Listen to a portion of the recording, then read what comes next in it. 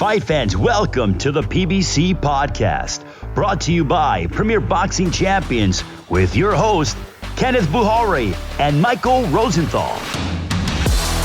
Welcome to the PBC podcast. I'm Kenneth Buhari. I'm Michael Rosenthal, editor of USA Today's Boxing Junkie. And we are so glad you could join us again for some more boxing banter as the year winds down. Happy holidays to all. Hopefully we get a nice ending to 2020. What a year it's been. What a year it's been for Jamal James, the first PBC fighter to return during the pandemic after his having his fight canceled prior to the pandemic. Not to mention all the unrest and strife in his hometown of Minneapolis. We're going to have James on a little later in the show. We're also going to take a look at all the action from last week. 2 PBC cards, the return of Canelo Alvarez. And speaking of Canelo, we're going to be discussing who we feel can dethrone the man in today's toe-to-toe section. But we're going to start with some recent news. A couple 2021 announcements. PBC Boxing returns Saturday, January 23rd on Showtime with the triple header. In the main event, the long-awaited match between undefeated WBO World Super Bantamweight Champion Angelo Leo against the undefeated Stephen Fulton. Now, Mike, fans were craving this match last year, which was postponed when Fulton tested positive for COVID, and now they finally get it. Well, first, I'm just glad that Fulton is getting his chance to fight for the title. Yeah, that was sort of heartbreaking for him. I think he deserves the chance. Second, I think it's a great fight. I thought Leo looked terrific against Tremaine Williams to win the belt. Did. The pressure, the body work. I mean, his body work is just nuts. I think he's a handful for anyone. Fulton's a really good boxer, though, which makes this an interesting contrast in styles. Fulton's going to have to stick and move because Leo is going to be after him from beginning to end. I don't know whether Fulton has the power to keep Leo off of him, so he better be at his best, but he might just be a good enough boxer to get it done. Anyway, good matchup. Yeah, absolutely. And a good style pairing, which you alluded to. I mean, the Leo, the aggressive volume puncher, Fulton, the classic boxer. They'll both have the ability, to fight in various styles. So we'll see how it plays out on the 23rd. Now, the rest of the card is flames as well. In the co-feature, another pairing of unbeaten 122-pounders, Rais Alim taking on Vic Pasillas. Mike, I've seen more than a few hardcore fans suggest that this is the real sleeper on the card. Would you agree with that assessment? Could be. These are two good prospects, both talented, both undefeated guys. Pasillas is an interesting story. He was a really good amateur. I guess he had around 300 amateur fights, but his pro career stalled for whatever reason.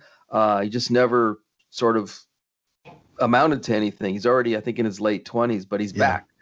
He's reemerged, and there's a lot of excitement around him. He's coming off that impressive win over Ramphis Encarnacion, who he stopped in the 6th round. That was supposed to be a competitive fight, but he kind of just blew the guy out. So I'm really looking forward to this fight because Alim is also, really talented guy. Good matchup. Again. Yeah, I believe so. I mean, both of them have the look of future world champions. So, yeah, I love the matchup. And then in the televised opener, we've got Rolando Romero, the undefeated interim WBA world lightweight champion, and a very intriguing scrap versus Justin Paldo. Mike, everyone has an opinion about Romero, love him or hate him. What are your thoughts on him and his opponent as well, Paldo? I think Romero has some repair work to do, if you will. Most people thought he got a gift decision against Jackson Marinez on the Benavides Angulo card in August. Marinez seemed to outbox him and outwork him. At least that's what a lot of people thought. Anyway, I'm guessing that Romero is going to be motivated to sort of erase any doubts about him. He's a good fighter. He just needs to have a better night this time. Paldo is a good prospect. He can box. He's coming off an impressive decision over Josec Ruiz in August, if you recall. Yeah. Boxed well. He threw a lot of punches, so that was a good performance. This is a good opportunity for him. He's never even fought in a 10-rounder, I don't believe, and this one's 12. So, this is really a good opportunity. I think he actually has a chance to win this fight. So you like the matchup. I know it's too early to make a prediction, but how do you see it sort of playing out? Well, I'm going to go with the proven guy. I would go with Romero, but I don't know. I just have a feeling that Romero is going to be super motivated for this fight because I think the last fight sort of left a bad taste in some people's mouths. He's like, listen, I'm going to show you what I'm all about. But Paldo's a good fighter, so you just never know. Yeah, exactly. I think you make a good point regarding Romero. We're going to find out what he's all about. basically? Did he go back in the gym and work on the things that he needed to work on?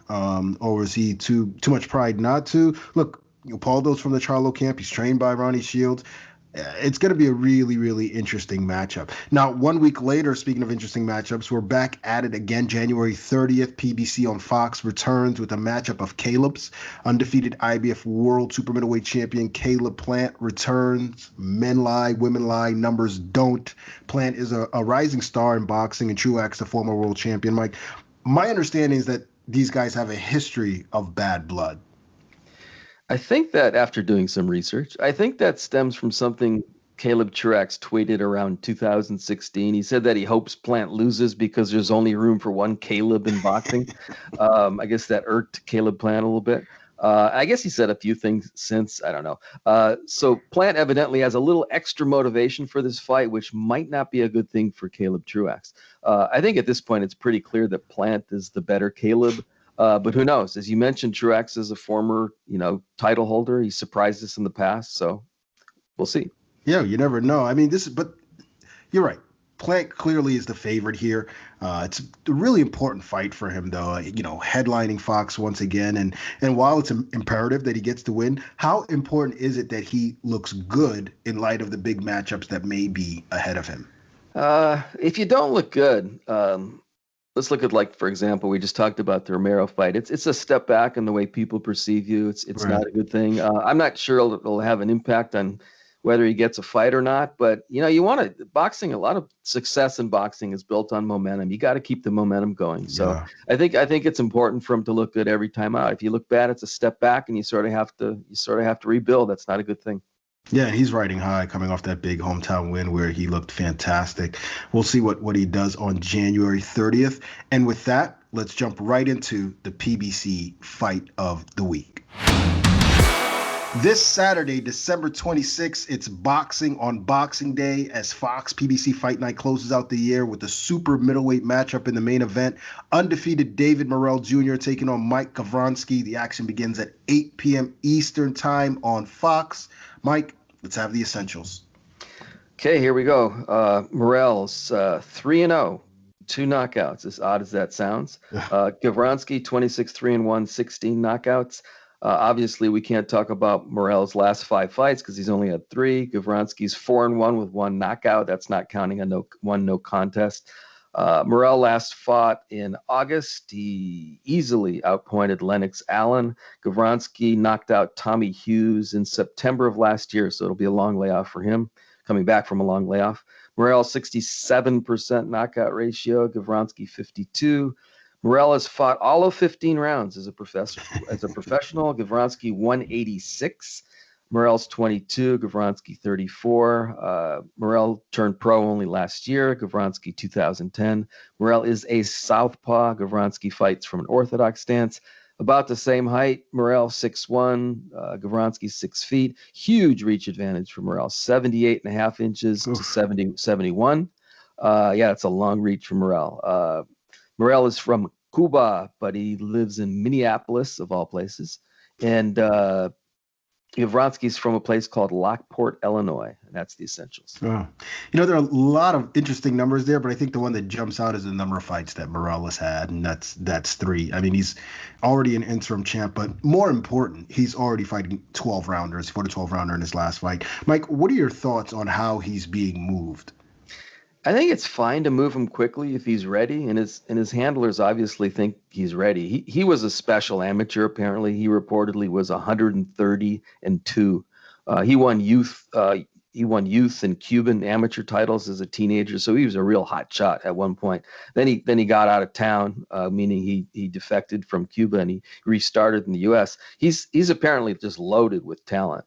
He received good seasoning in the Cuban amateur program, so he's sort of hit the ground running as a pro. I don't want to compare him to Lomachenko because that's never a fair thing, but it's a similar situation where they think he's just so gifted that he could basically just compete with anybody, and I guess we'll just have to wait and see. Yeah, it's clear they have a lot of confidence in him. He's got a lot of skill.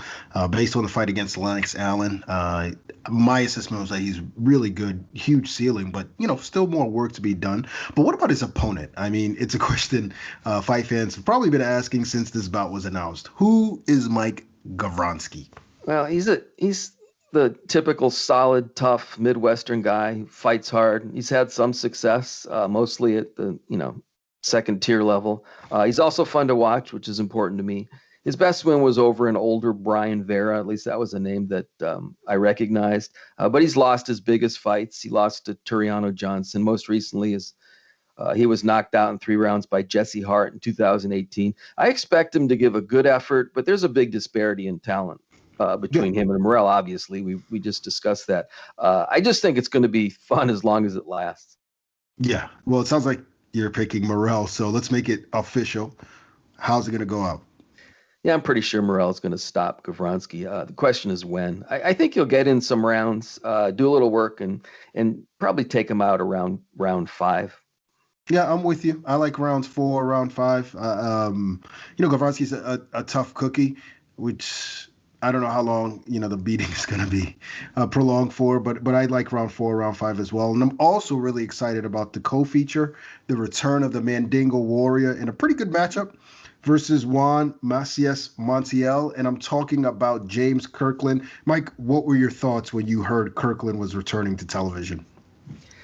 I'm glad to see him back. I covered him back in 2011. It's been almost a decade when he lost to Nobuhiro Yoshida in that upset, and who can forget his loss to Canelo Alvarez? That was just a classic knockout, maybe the most classic knockout of Alvarez's career. I mean, that was just nuts. Kirkland has had his personal problems, which is sort of an understatement, but he was always a friendly guy. I always enjoyed talking to him. I mean, didn't talk to him that many times, but a few times. And he was always really, really fun to watch. I've never seen anybody quite like him before or since in terms of the way he attacks his opponents. I think he's maybe backed off a little bit. I mean, he used to just go balls out. I mean, it's just crazy to watch him. It was really fun. Will he accomplish anything significant at this point? Probably not. At the same time, if he could knock out a few people with some consistency, then maybe he can be an attraction, some level of attraction again. I think it's interesting that he's back. Yeah, I mean, he brings a lot of excitement to the sport. I'm hoping he still has that. Apparently, he's been in the gym this whole time, refining his skill set. We'll see how that translates. But with that said, it's not like he's got a pushover on Saturday night. Are folks sleeping on Montiel? Yeah, I think they are. First of all, Kirkland is sort of always ripe for an upset. Just go back to the Yoshida fight. Montiel is a smaller guy. That's going to work against him. He fought as a welterweight like 4 fights ago. So, he's moved up in weight. So it's not as if he's a tiny guy, but he's going to be at a slight disadvantage. But he's coming off a draw with Hugo Centeno Jr. a year ago, which was kind of impressive, actually. So I think he actually has some ability. He might have enough of that to give Kirkland some trouble. Yeah, especially a Kirkland who hasn't really fought at anywhere near that level in so many years. Who knows what's going to happen? Now, in the TV opener, we've got welterweight action. Undefeated prospect Jesus Ramos taking on Naeem Nelson. Mike, what's your take on Ramos as a prospect? Well, he's knocking people out. He keeps doing that. He's going to get more and more eyes on him. I thought he looked pretty damn good in his last bout when he knocked out Esteban Garcia. That guy was undefeated, and Ramos just wasted him. Now he's only 19 years old. He's got plenty of time, but just keep winning, keep getting better. This guy's got a bright future. Yeah, and I'm loving seeing all of these young fighters, coming to the fore this past year and past couple years. Feels like a new wave of boxing stars. Yeah, it's fantastic. Now, Mike and I are tied in the prediction league, thanks to some horrible, horrible judges, and that's all I have to say about that. Although we'll discuss those judges a little more later in the show. But first, it's time to bring in our guest this week. He's the interim WBA World Welterweight Champion and one of our favorite guys to chat with, Shango Nation himself, Jamal James. Jamal, first things first, it's been a long time since we caught up. How have you been? How are you spending the holiday season? Man, I've been extremely blessed, with everything going on, with the pandemic and stuff like that. I really have no complaints. I'm healthy. family's healthy. You know, I'm still staying in shape. I'm staying ready for whatever. And, you know, I think we're going to have an exciting new year coming up, not only for my career, but just for everything, you know, so I'm good. It's been a roller coaster year for you, for Minnesota in particular, with the George Floyd murder and all the civil unrest that followed. Can you tell us what the situation is like over there right now? Yeah, man, you know, we still building. A lot of stuff got torn down. There's still a lot of issues that need to be addressed and have a more concrete resolution. You know what I mean? So Yeah. It's still a battle, man. It's still a battle over here, but people are coming together. People are working with each other. There seems to be a little bit more open ears in discussions than there was before when it comes to, you know, getting proper justice and stuff like that. But then there's also other issues as well that we are still battling and dealing with. So, you know, it's an ongoing process. I'm staying hopeful, and I'm going to do everything I can to use my platform to, you know, help out. It sounds like there's still a lot of work to be done. Yeah, there is, man. There's a bunch of work to be done, you know. But I think because that there's a higher amounts of awareness about a lot of these issues and people realizing that these are actual real issues that a group of people have been having to deal with for years and years, you know, now, and it's more believable and acceptable because, you know, you can see it. I think that's going to bring some change, hopefully. But hopefully it's not too slow. You know, a lot of times, anytime we going through some type of a change in the structure, sometimes it happens extremely slow, and that's not good. We need you know, fast and more concrete changes so we can build. You know. Yeah. What about COVID-19? How is the situation over there right now? Everything's locked down again. Restaurants are closed. You can order out, but you know you're not going to be dining out nowhere. So it's like they're kind of like halfway quarantined. You know, a lot of businesses are still open, obviously, like grocery stores and shopping places and stuff like that. But as far as like businesses that kind of contribute to people's social life, you know, like restaurants, bars, and whatever little get-together clubhouses, those are all shut down. I know we had a spike in our numbers here, but I believe that they are stagnant or they're now going down here. So, you know, it's still real over here. Still, you know, it's still affecting people, and I've known people who've caught it. I've known people who had really struggled through it as well. Luckily, I haven't known anybody like really directly that has passed from it. I've known people indirectly that have passed from it, though. So, you know, it ain't no joke. I think we're all going through the same thing. I'm in Los Angeles. Right. We're sort of the epicenter of it right now, so it's just insanity. Right, yeah. Insanity at the moment. Circle of Discipline, the nonprofit association that you're part of, has done a lot for the community there in Minneapolis. Have you guys been working with people in regard to COVID-19? You know, we're actually been kind of shut down right now. We've been trying to do what we can for, you know, our members and the young men and women that we serve virtually, as far as like little workout sessions and stuff like that. But it's kind of hit us hard. We were doing the pop-up food drives and stuff like that, grocery drives, but we haven't done that in a while. I know a couple of our members got together the other day and they did something for the homeless. My brother from the gym, his name is Vishawn Owens, him and his wife put together a little thing, and they reached out to a lot of the staff on the circle to see if they wanted to buy blankets and stuff like that for homeless. So we're still trying to, you know, do things. But, you know, sometimes it's kind of hard, you know what I mean? It's really hard when you got this pandemic hitting like that. You kind of really just got to stay at the house and, you know, chill out for a minute. try to help out where you can, but you can't do too much. You know, you're very limited. Yeah.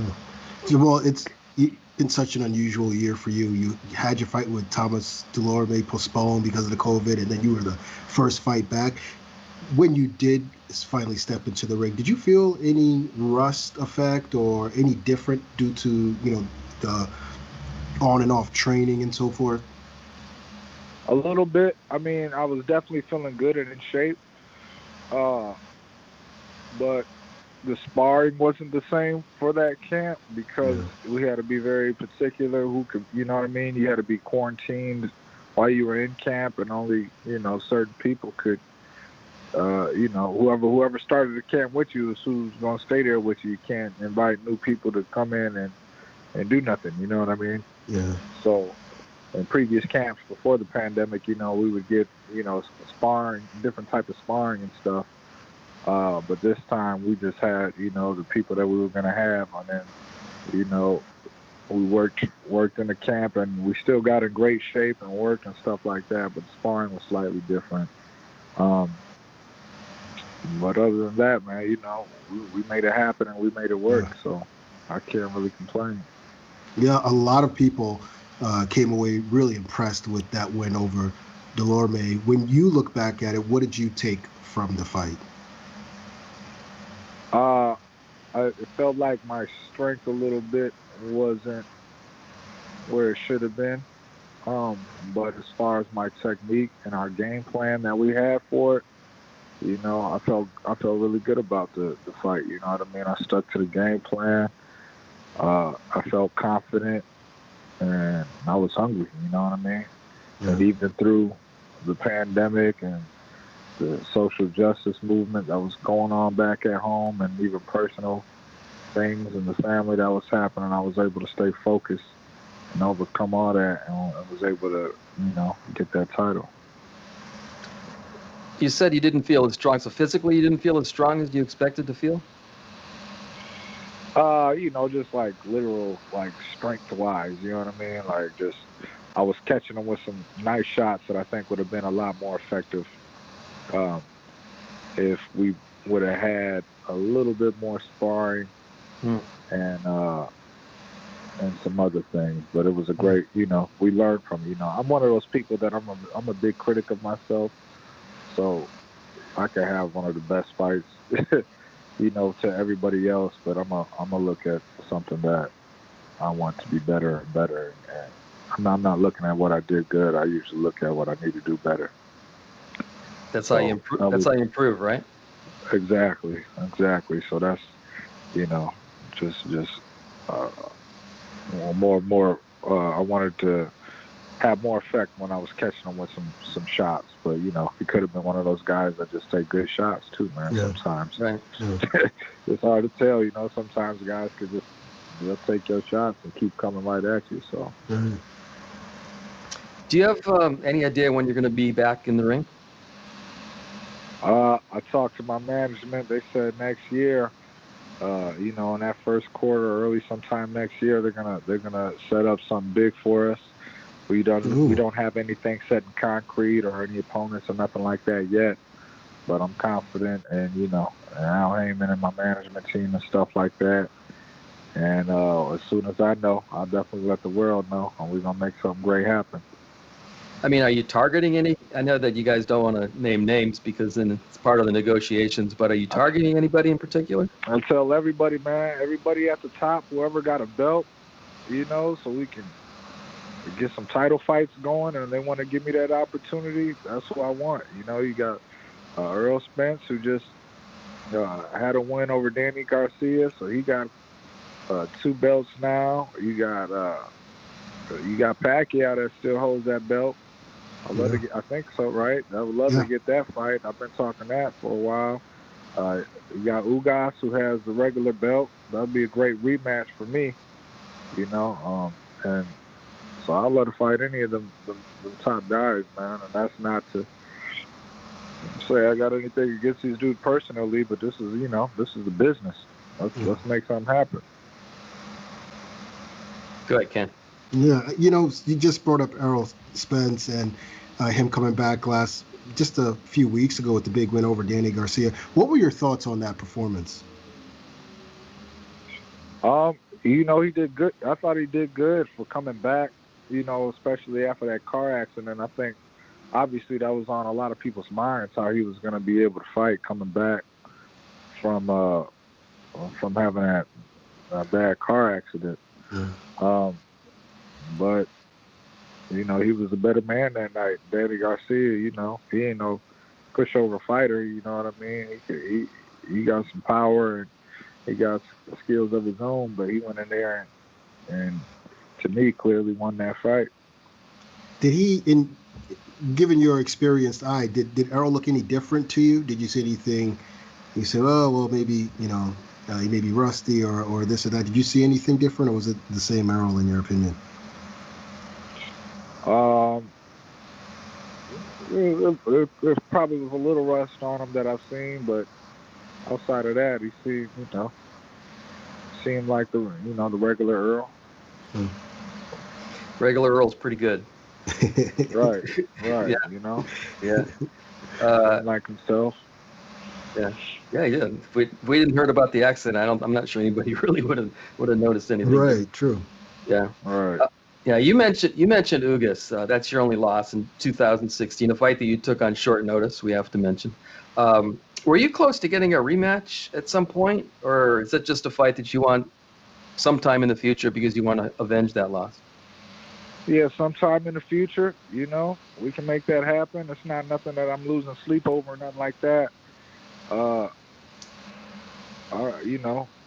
just I want to take advantage of these opportunities. These are boxing, professional boxing at this level sometimes can be a short-lived career. So, and time don't stop for no man. So I want to get in there with all of them, and I want to see what I can make happen. You know what I mean? So that's how my whole mindset plays on it. I'm not like, oh, I really want this fight, or I really want this fight. I want the people who got the big names, definitely those who are champions, and definitely those who are above me. And once I feel like I've got title, I'm getting recognized, how these guys are getting recognized, I think people are starting to see and hear my name more. But I think I still not, recognized like Earl Spence or Danny Garcia or even, Keith Thurmans and stuff like that. So whether that's because I got to fight those guys to get that recognition, or I got to pay more dues and fight whoever, then, let's do it. Let's make it happen. Because I want to put my stamp on this, and my name on this sport before I bow out. I gather, based on everything you're saying, that you're expecting 2021 to be a breakout year for you. Yes, sir. Yeah. Very good. Jamal, thanks so much for your time. We really appreciate it. We hope to have you back soon. Yeah, man. Thank you guys for having me. Those listening, please follow me on Shango Nation at all the social media spots, IG, Facebook, all that good stuff. And, you guys have a blessed holiday, man. All right, it's time for the week in review, and we're going to start with last week, Wednesday, as undefeated welterweight Eimantas Stanionis continued his climb toward the top of the division, taking on Janner Gonzalez. Stanionis scored his fourth straight knockout in a row, stopping in the 9th round. Mike, what was your take on Stanionis' performance? Listen, he delivers two things that I hear trainers begging for all the time: a great jab and a commitment to body punching. Loved his jab, crazy body attack. He just dominated the guy, put him down 3 times, broke him down, stopped him. I thought it was just an excellent performance. I like Stanionis more and more every time I see him. I can't wait I really want to see how he does against the next level opposition, but I really like what I see so far. Yeah, me too. That jab is already elite level. I mean, that's what troubled Gonzalez throughout the fight. And, in his last few fights, we sort of seen him come forward, stalk behind that jab and break foes down and knock him out. But I've seen him box before. I was ringside for, I think, his 3rd or 4th professional fight. And that's when I became enamored with him. But he was boxing, not sticking and moving boxing, but, sort of stay in the pocket, shoulder roll, Philly shell, boxing, avoiding punches and so forth, not the stalker that we see today. So there are different facets to his game. I can't wait to see him against the next level as well. Who would you like to see Stanionis face next? Well, he's not even ranked yet, although I think it's crazy. It's probably time that he should be ranked. Yeah. But I still think his handlers should be a little bit careful. Don't rush him. I could see him facing. Having said that, I could see him facing a fringe contender right now, maybe like a top 15 guy, something like that. We keep using Jesse Vargas as sort of the measuring stick. And I think that level of fighter, I think that Stanionis can probably handle that. I just wouldn't jump any higher right now. He might be able to compete with a top 5 guy. I don't know, but I wouldn't rush it. Yeah, I'm with you. I mean, I do think he's ready for the next step, but I'm thinking Maurice Hooker, Sergey Lipinets, José Lopez. Those are good. I thought of Lopez. I thought maybe Lopez is a little bit too much now. You might be right. I mean, but it's a good fight.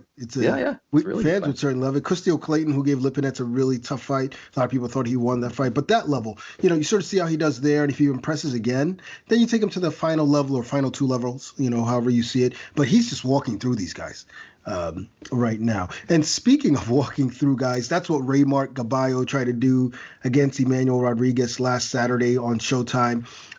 They had the interim vacant WBC World Bantamweight title on the line, and Gaballo's aggression, I assume, netted him a controversial split decision win over Rodriguez. Mike, I want to thank the judges sarcastically for allowing you to tie me in our prediction league. I mean, really, I was so disgusted on Saturday night. But that aside, what did you make of?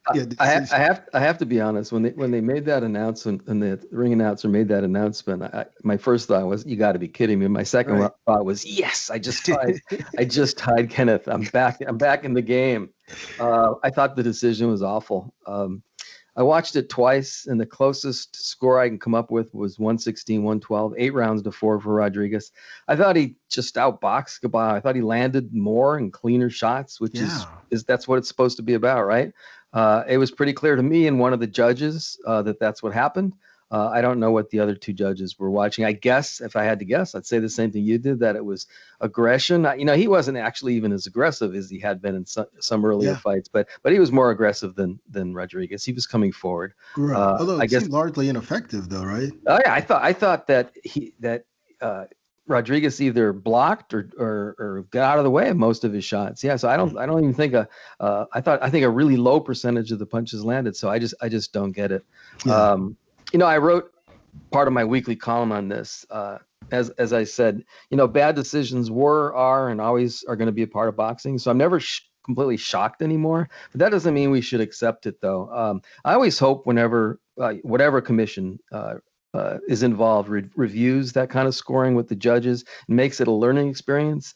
And then if a judge has a pattern of bad decisions, they probably need to go. Maybe that doesn't happen enough. I don't know, but I hope that they continue to work on it, because it's sad every time. It's disturbing. And look, to Gaballo's credit, I will say I spoke to a couple of people ringside midway through the fight. They had it, or getting toward the latter part of the fight, they had it a lot closer than I did. So maybe they saw something I didn't, because what I saw was Rodriguez winning. I mean, like you, I thought he outboxed him, landed the cleaner shots. He exhibited better defense, better ring general.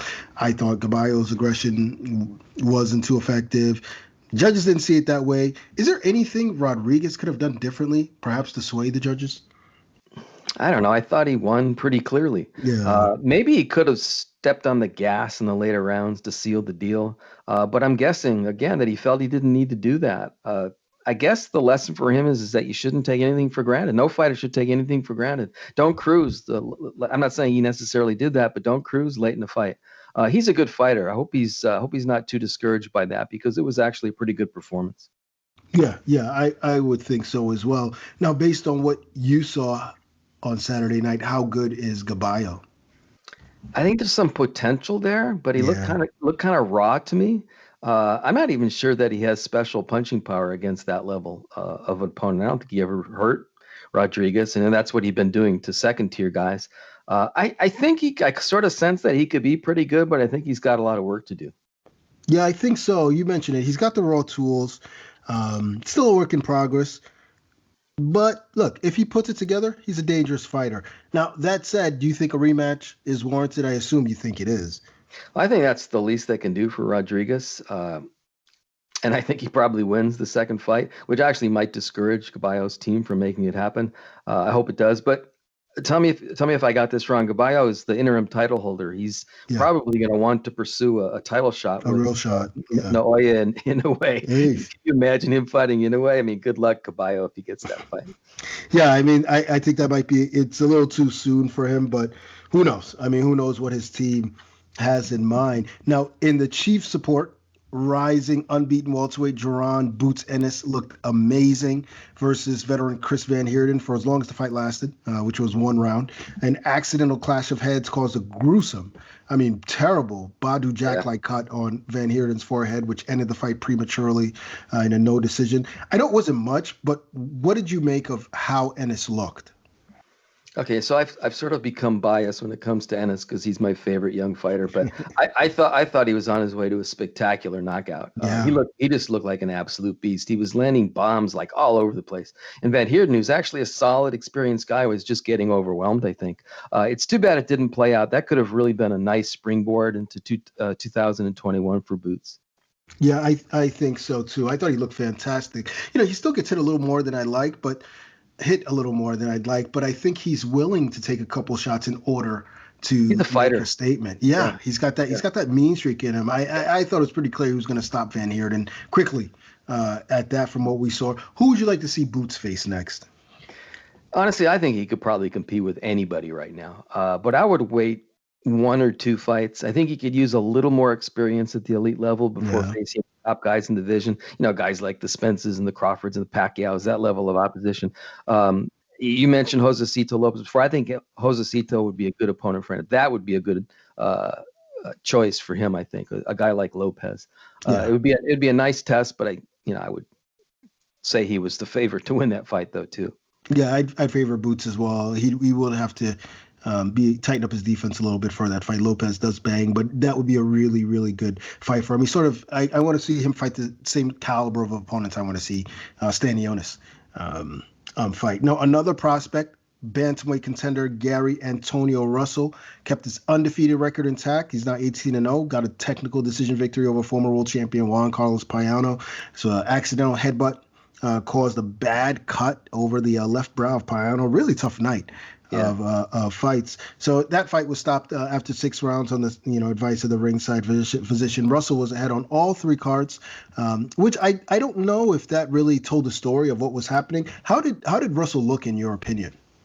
I don't think we really got a good look at what he could do because Payano sort of made it into a wrestling match, kind of like a dirty fight. It was just kind of ugly. It was all Russell could do to handle that part of it and emerge with the victory. That said, if I had to make a judgment, I don't think he has the natural tools of his brother, Gary Russell Jr. Like we said last week, who does have those kind of tools. But I think that he showed that he's a pretty good fighter. I want to see him in a regular fight, not a ugly fight like that. Yeah, same here. I mean, I thought he showed a good chin, good pop. Yeah, that he did. Yeah. But other than that, it was really hard to tell, But look, in my opinion, he was in there against a guy who's still pretty formidable. We saw what he did against Danny Roman, and then again on Saturday night. I don't know. It seems to me Payano's still a pretty tough customer, Mike. Yeah, it's kind of a weird situation. He's got a number of losses now, but it seems obvious to me that he could still fight. I don't know why he did what he did. Maybe I'm putting too much blame on him. I don't know. I think if he just fights him straight, he probably could have given him problems. I think he's got more to give, but it's just kind of strange because he's got all these losses now. Yeah, it is. And the losses don't tell the story. Who would you like to see Russell face next? Maybe you could fight Rodriguez if he doesn't get the rematch with Caballo. I think Russell probably is ready for a test like that. I would say that they could shoot for a top 10 guy. I think he could handle that. Yeah, I agree with you. The name that came to mind for me was Payano's rival, Rashid Warren. I think that might be a great matchup. But lots of names out there for Russell. I think he's ready as well. I think he showed at the very least he can hang with that level of opposition. Now, that same night, we witnessed the return of Saul Canelo Alvarez, ending his 13-month layoff against WBA super middleweight champion Callum Smith, with the WBC belt also on the line. And Canelo delivered, dominated from start to finish to win a wide unanimous decision. Mike, what was your take on how Canelo looked? I thought he looked great. I have to start by saying that I expected a little more from Smith, though. He was slower than I thought, and he just had like absolutely no punching power. Canelo's got a great chin, and he knows what he's doing, obviously, but he just completely walked through Smith's punches like he was fighting a flyweight and just beat the crap out of him. I'm surprised that Smith survived to hear the final bell, especially with that biceps injury, if that's what it was. It looked really weird in photos. He's not that good, but he's really durable. Anyway, I thought it was a strong performance by Canelo. I think he sort of underscored his place as one of the best handful of fighters in the world. Yeah, for sure. I mean, he showed every skill. Great defense while coming forward, which is no easy task. Great combinations, high ring IQ. He looked fantastic, like you said. You mentioned being surprised that Smith didn't do more. Why do you think he didn't? I mean, what happened there? You know what? I don't know. I already mentioned the thing about the arm. I don't think that had anything to do with that. I just don't think he was as good as he was on paper, as we thought he was on paper. On paper, he looked pretty good, solid skills. I think he's got okay skills, but just really mechanical, slow, just nothing special about his skills at all. For him, it was mostly about, he's got some experience too, but it was mostly about that size advantage, and the size advantage was just irrelevant in the end. I don't know. I think maybe, and also just maybe Canelo's just that much better than almost anybody else. You know, that's obviously a big part of it too. But overall, I thought it was a pretty weak performance by Smith. No doubt. I mean, I thought he could have let his hands go more. I don't know if he was gassed, which is something David Benavidez suggested on his on social media. Perhaps Smith was. I mean, he seemed to check out, to be honest, at some points. I saw him looking up at the clock during various times. And like you, I was surprised he didn't throw more. Look, he did show some toughness, some durability in taking that punishment, but I honestly thought he could have made more of an effort to try and deliver some punishment of his own. Either way, Canelo's back on top. What's next for him? Now, one more thing about Smith is, I think you could argue that Liam Smith did a better job against Canelo than Callum did. As a matter of fact, I think he did, which is kind of a strange concept. What's next for Canelo? Well, it seems like he has a plan, and that is to defend his title against Avni Yildirim in February, and then fight either Caleb Plant or Billy Joe Saunders to unify another title in May. It seems like that's the plan. The only fight I like among those three is the Plant fight, who I think actually has a chance to win the fight. The Yildirim fight really shouldn't even happen. I mean, he's 20th on the list, so I get the way the system works, but that's kind of unfortunate. And while I respect Saunders' skills, he's a good boxer. I just don't think he's good enough, and he doesn't have the power to keep Canelo off of him. So I think that would also be a one-sided fight. We're going to talk more about prospective Canelo opponents later, so we can get into that more. But I get his plan. It makes sense to me, and if it's Plant, I really look forward to that fight. Yeah, I agree with you regarding Yildirim and particularly Saunders, who I think is, I think he'd be in a world of hurt versus Canelo. This isn't the other guys that he's been fighting. Now, one person who might be next is Gennady Golovkin. Friday night, Golovkin scored a 7th-round TKO over mandatory challenger Kamil Szeremeta. How did Golovkin look to you? I know I'm going against the grain here, and I honestly, I think I'm the guy who sort of like, it's hard to let go of the old superstar, when he gets old. But I thought he looked pretty good, especially for a guy who turns 39 in April. It's kind of weird that he's pushing 40. Szeremeta obviously is nothing special, but he was the mandatory, and Triple G beat him up, knocked him out. I thought he demonstrated that he can still compete at the elite level. I think he's still a really good offensive fighter. I'd still wouldn't mind seeing a third fight with Canelo. I could think of others I'd rather see more, but I still wouldn't mind seeing that. And I think he might give a better account of himself than some people think he would. I don't know if he would give a better account of himself than I mean, I honestly think that he would get pummeled by Canelo. But I thought he looked good. I thought he looked decent given his age. I also think Szeremeta was just way out of his league. I mean, way. Talk about no power. It was. I'm not even. major leagues to minors, more like major leagues to little leagues. That's what it looked like. And look, Golovkin still showed a pretty solid offensive arsenal, but you can see he's slowed down. He's like you mentioned, 38, 39. He's not the same fighter he was in his prime, and that's concerning. Now, what's next for him? I mean, is there anyone other than Canelo that he could possibly face? Well, if he doesn't get Canelo, and I don't think he is right away, there are a number of good options for him. He's got that. I like Triple G against Jaime Munguia, for example. Oscar De La Hoya even threw that out, I think, at one point. That would actually be a really fun fight because Munguia is a real aggressive guy. Daniel Jacobs maybe in a rematch. Maybe he fights Demetrius Andrade. Jamal Charlo, is that possible? That would be a feather in Charlo's cap to beat up a guy like Golovkin. Or maybe he fights a bigger guy. Maybe I mentioned Daniel Jacobs. Maybe he moves up to fight Jacobs. Billy Joe, maybe he fights Billy Joe Saunders if Canelo opts for Plant. He's got a lot of options. He could still make money before he's done. Yeah, definitely. And I know there's talk of Jaime Munguia, who you mentioned. Whatever the case, he does have a lot of options, and hopefully he makes his move quick. I don't want to see him waiting around or for Canelo or taking on soft touches, thinking that he might get Canelo. I think he needs to jump back in against a top opponent, whoever it is next, because at 39 he doesn't have that much time. But speaking of Canelo, we're going to get right back to him because it's time for us to go toe to toe. All right, you guys know the drill on Toe to Toe. Every week, Mike and I go back and forth over a topic or two. And this week, we're going to share our top 3 opponents we believe are most capable of beating Canelo Alvarez. So, Mike, I'm going to start with you. You want to go with number 3 first, or you want to give me your best right away? Which one is it? Just to preface this, is I'm kind of going, I was going to say wild directions with this, but I almost think you need to be creative to find people who could beat this guy, because there's very few people at or around his weight that can beat him. He's obviously that good. So I didn't go conventional here, and with my third choice that I'm about to give you, I didn't even pick what I think is a realistic opponent, although there's some level of that. Okay, anyway, my number 3 choice is Errol Spence Jr. So yes, this is a fantasy. Spence fights at welterweight, Canelo fights at super middleweight. And it seems as though Canelo has settled into that weight, meaning he might never come back down to 160, which would be necessary for this fight to happen. And obviously Spence isn't going above 160 anytime soon. So that said, we can fantasize about a fight at that weight. I imagine Spence would do well. I have Canelo ranked number 2 behind Terrence Crawford on my pound-for-pound list because of his accomplishments and his consistency. And I don't know if you're going to like this, or I'm pretty sure you won't agree with it, but my gut says that Spence is the better fighter, pound for pound.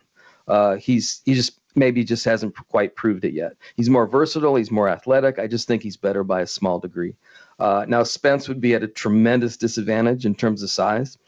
He better have a good chin or he could be in really big trouble. He definitely shouldn't get cocky in there. That's for sure. He shouldn't fight him like he fought Sean Porter, and that's definite. Or it could end up being like Joe Louis and Billy Conn 1. I'm assuming you know what happened in that. Right. Where Conn was a winning, smaller guy winning the fight, and he got cocky and he started to exchange with him and he got his ass knocked out. Yeah. The listeners can check that out on YouTube if they want. I just keep thinking of Canelo's body work too, which I think could hurt anyone. I just think Spence might have the natural gifts and skill set to minimize the damage and outwork Canelo and win a decision. Listen, I think Spence is serious when he says he wants that fight. He really believes he could win, I think. I think he believes he could beat anybody. Maybe he has the Ray Leonard-Marvin Hagler fight in mind, although I think Canelo's in his prime while Hagler probably wasn't when he fought Leonard. Anyway, again, this is just a fantasy, but who knows? Crazy things happen in boxing. Can you imagine a more fascinating fight? Yeah, I completely agree with you. And you know what? I wouldn't argue that Canelo has more skills than Spence. I tell you what, I think Spence is not as flashy.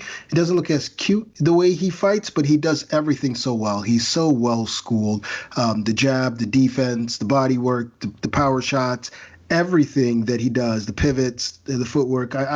Spence, despite being in the upper echelon of the pound-for-pound list, for some reason, I think he's still criminally underrated. And I think his best attributes are ones that aren't easy to see, like his will to win, his toughness, his grit, as he would say. He did say he was only operating at 70% at 147. Look, if he improves that much at 160, watch out. Can Canelo get down to that weight? I mean, I think that's the other big question. Yeah. And and that's why it's a bit of a long shot. Now, my number 3 is not in the division either, but I think he's got a great chance at beating Canelo Alvarez. But before I get to my number 3, I wanted to ask you actually about Spence. If you had to put it in percentage, let's say from 0 to 100%, what are the chances that Errol Spence Jr. beats Canelo Alvarez? Yeah, we talked about doing that. My bad. You know what? I have it 50-50. Okay, I like it. I like the boldness there. I hope it happens so we can sort of see the outcome. I think it might be the biggest fight out of all the fights we probably discuss. Right after Canelo's big win on Saturday night, LL Cool J of all people, maybe it wasn't, or was it after Errol's big win? I'm not sure which big win. LL Cool J was like, awesome. Can't wait to see, I want to see Canelo versus Spence. And I just thought to myself, this is the kind of fight that captures the imagination of the of the casual fans, guys who follow the sport, on the fringes and are familiar with those two big names. Now, my number 3 is the undefeated WBC world middleweight champion, Jamal Charlo. Seems like he's been chasing Canelo forever. Now, let me just say, I don't think Canelo is ducking him at all. It's just the way it goes sometimes in boxing. But, he moved up to 160, worked himself to the mandatory position for the WBC, and then something called the franchise belt was invented so that Canelo could operate between the weight classes freely. But I think Charlo's established himself as a star in the sport, continues to get better, put on a career best performance against Sergey Deverenchenko. We saw what Deverenchenko did to Gennady Golovkin in a fight I thought Deverenchenko won. Charlo has a great jab, which I think is the key to beating Canelo Alvarez, along with athleticism, which Charlo definitely has. He's really determined. He can move when he wants to. He's got a lot of great attributes and a great corner who I think will come up with a great game plan. I'm like Spence. I would say it's a 50-50 chance on who I think wins that fight. I love that fight. I think that Charlo has everything that Callum Smith doesn't. You just mentioned it: the speed, the athleticism. He's got power. There's no way in the world that Canelo walks through Charlo's punches like that. It's just not going to happen. I guess he'd be at a slight disadvantage because of size, because I think Canelo really is a natural super middleweight at this point. But I don't think that's a significant difference. Absolutely love that fight. As a matter of fact, I think that in terms of just as a fan, as a fights that I'd like to see, I think that for me is number 1. Yeah, it's super fun, and I think we'll see Charlo at 168 sooner rather than later. Let's go on to number 2, and I'll start with mine, and it is the 2-time WBC World Super Middleweight Champion, the undefeated David Benavidez, who, look, you can make a case that he might be Canelo's toughest test when it's all said and done. He's still young. He's got the size. He's got the strength. He's got quick hands, unbelievable combinations. He's just an offensive powerhouse. He stays in the gym. I think he'd force Canelo to throw a lot more, and Canelo's stamina has been on and off, I think, throughout his career. So it'd be interesting to see how he handles someone like a Benavidez who's not going to stop throwing. So with that said, I give Benavidez a 55% chance of beating Canelo Alvarez. Now, there are a lot of other factors at play that could sway the fight one way or another, but I like El Bandera Rojas' chances against Canelo. So I love that fight also. That's an absolute can't miss fun fight to watch. Right. Because of the styles. I guess where I would disagree with you right off the bat is the percentage, because, and I would pick Canelo because of Benavidez's relative lack of experience. I think that would be what would be holding him back. In other words, if he fought Benavidez 2, 3, 4 fights down the line, it might be something completely different. But having said that, I think that's sort of what I anticipate, is that it would happen 2 fights. Well, there you go. Then I think maybe I would have a slightly different perspective. But as it is, even right now, I like that fight. Yeah. I love Benavidez's physicality. That's another thing that Smith didn't have. There's, again, no way in hell that Canelo walks through Benavidez's punches. That's just not going to happen. I just think he's still developing as a boxer. For example, I think he can be hit. And that would scare me a little bit against Canelo, because and he's willing to get hit, I think, too. So against Canelo, that could really bite you. But maybe he could adjust. Maybe he's more versatile than I realize, and he wouldn't put himself in quite the same danger. I don't know, but love that fight. But I would go with Canelo on that one. Okay, who's your number 2? Okay, so I'm going to preface this real quick by saying I don't want anybody to say this is unfair because Canelo's already fought at light heavyweight. He won a title by knocking out Sergey Kovalev. So I think 175 pounds is fair game, and it's only one division above where he's at now. Anyway, my number 2 is Dmitry Bivol, undefeated Russian. Part of Smith's problem is that he was such a basic boxer. We were talking about this earlier. The Liverpool fighter, he's got solid fundamentals. He's got a solid jab. At least I thought he had solid power. But Bivol is a completely different animal. He's a former amateur star. He's a skilled technician. He's a very good boxer. He's quick. He's athletic. Definitely compared to Smith, he's those things. He's far more dynamic than Smith. And while he isn't a knockout artist like, let's say, Artur Beterbiev, he has heavy hands. Again, I would have to give Alvarez an edge in ability, like overall ability and definitely experience. But I think Bivol has demonstrated over and over again that he's a really good boxer. Real quick, his last 5 fights, Sullivan Barrera, Isaac Chilemba, John Pascal, Joe Smith Jr., and Lenin Castillo. I actually did a little bit of research here. In those fights, he lost only 18 of 177 rounds scored. Oh. Now, that's 36 rounds in each of 4 fights, and then 33 in the 5th one, which is a stoppage. Only 18 out of 195 rounds. That means that he just dominated these guys, and these are all pretty good fighters. Just absolutely dominated. He's a really good boxer. Now, what percentage would you put on that? I'm going to say that one. I'm going to say that one's also. No, I'm going to say 55% Bivol on that one. I'm with you. I think Dmitry Bivol can beat Canelo Alvarez as well. In fact, I give Bivol a better chance than the other 175-pounder simply because I think he's a little more versatile. That's not to take away from the others, but I think he could. I think he's a major problem, and I think part of his issue is just that he's just not that well known. But if he had the sort of cachet that some of these other fighters did, I bet a lot more people would be picking him to win. Let's go to our number 1 choices. I'll let you go first and let me know. Well, I think I have an idea who your number 1 is, but please share. Yeah, we've sort of alluded to him. Now, Alvarez speaks boldly about taking risks, accepting challenges, and he's done so in the past, and he needs to be applauded for that. So, okay, Saul, here's a good one for you. My number 1 choice is Artur Beterbiev, who holds 275-pound titles. I think that this Russian could be Alvarez's worst nightmare.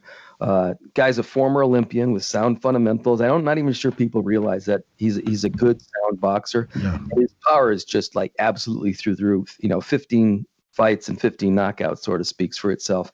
I think that against Beterbiev, I think that any physical advantages that Canelo has is just completely out the window. I think just Beterbiev has all the physical advantages, not just size, but also strength. It'd be like a little guy fighting a big guy. Now, I would say that Alvarez, he's been honing his skill since he turned pro at 15. So he's been at this for 15 years. He's probably a better boxer than Beterbiev, and he's got a lot more experience. But I think Beterbiev is a better boxer than Smith, maybe a much better boxer than Smith. He's like 10 times stronger than Smith is. Definitely is a better boxer than Smith. Once again, for sure, there's no way that Canelo walks through this guy's punches. Absolutely no question about it all. And Beterbiev's accustomed to taking punches from big guys. So I'm not sure that Canelo can hurt him.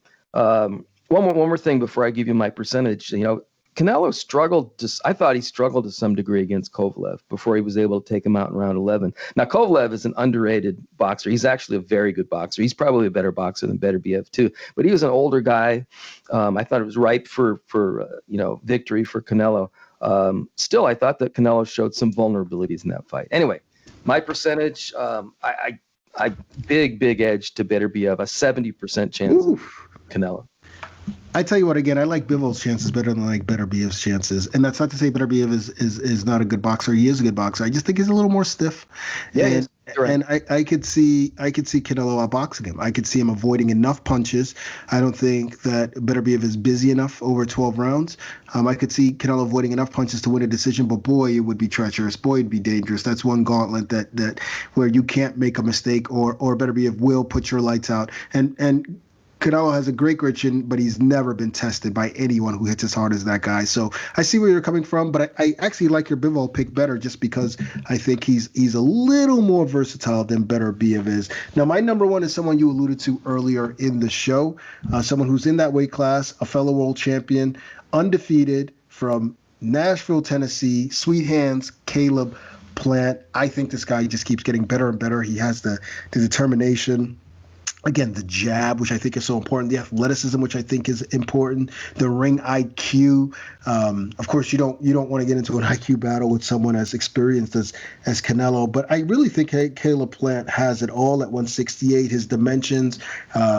He'll certainly do a lot more than Callum Smith did, and Caleb Plant's a dog in there. He's not gonna go out like that. I feel like you've got to nail him to the ground in order to beat him, and that's what Canelo would have to do. I give Plant a 55% chance.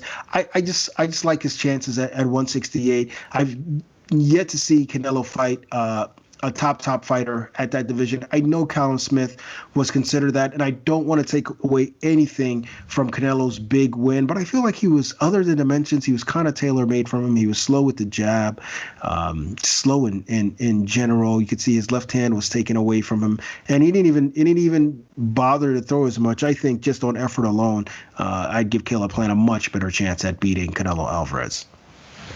The cool thing about that choice is that it could actually happen. And that's the fun part of this. I would definitely give him a better chance than beating Canelo than Smith had.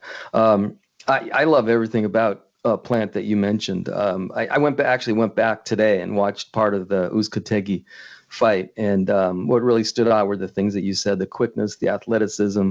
He's always thinking in there. You can tell he's always thinking. I think he's really durable too. I'm not sure that Canelo can hurt him, at least not. Well, he could hurt anybody probably, but I think he's tough. I think he could take a lot of what Canelo decided. If I have anything that I wonder about, it might be Plant's power. I'm not saying he doesn't have any power, but he doesn't have special power. And I just keep thinking about the way Canelo just.